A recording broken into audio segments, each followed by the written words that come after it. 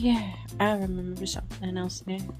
So, one of the things I wanted to talk about was, for those who want to be a manager, I can tell you a secret when you're interviewing. And a lot of people learn this with time. Some people learn it because they went to school for it. And other people just know because they just know.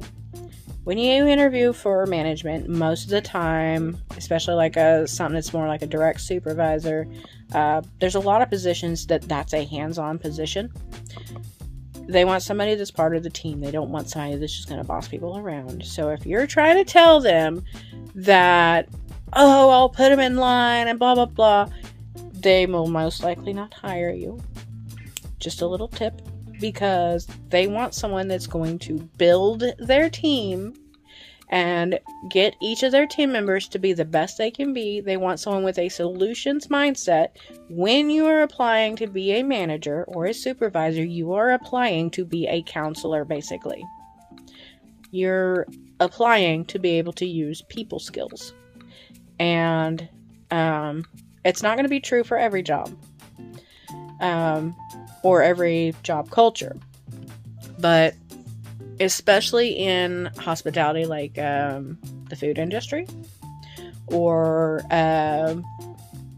even janitorial systems or whatever, a lot of them are going to want you to be hands-on, where you are fully capable of stepping in and helping, of moving people around, of always like trying to figure out what's going on with the workers, because it's expensive to hire and fire and hire and retrain and fire and all that. Having a revolving door is not conducive to a really good, healthy team. Like, that's not a good manager.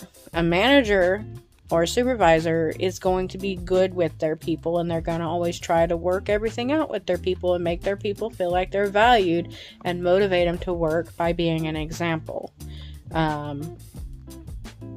Just a little tip there. So I asked my husband, after I got the second interview set up, I asked my husband, I was like, how would you answer this question or that? And he was like, well, I would make sure that they're gonna do their job, or I'm not above firing them. I was like,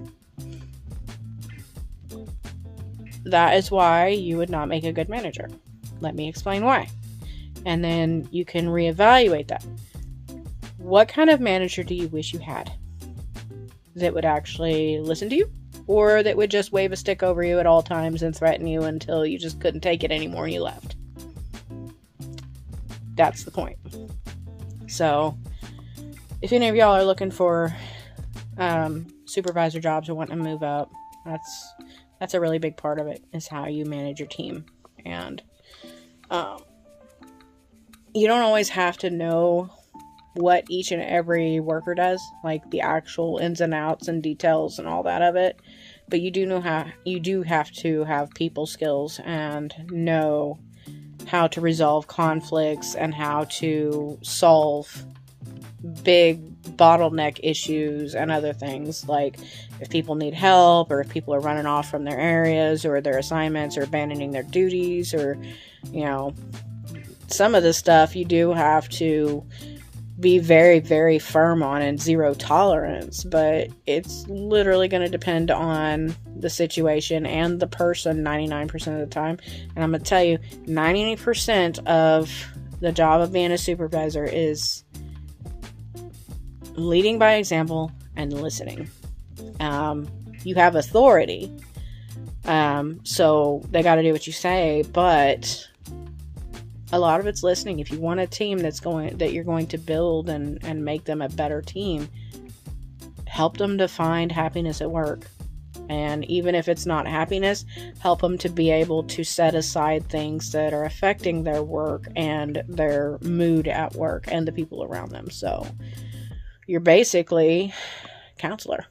So I just wanted to throw that in there. So bye.